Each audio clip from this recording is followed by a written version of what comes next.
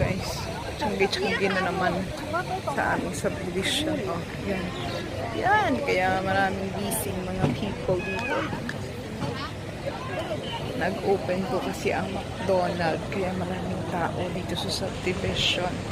Buti naman po at malapit na yung pwede na pagbilhan ng aming lunch or snacks. Siya guys ko. McDonald's nagilala lalo na sa mga children.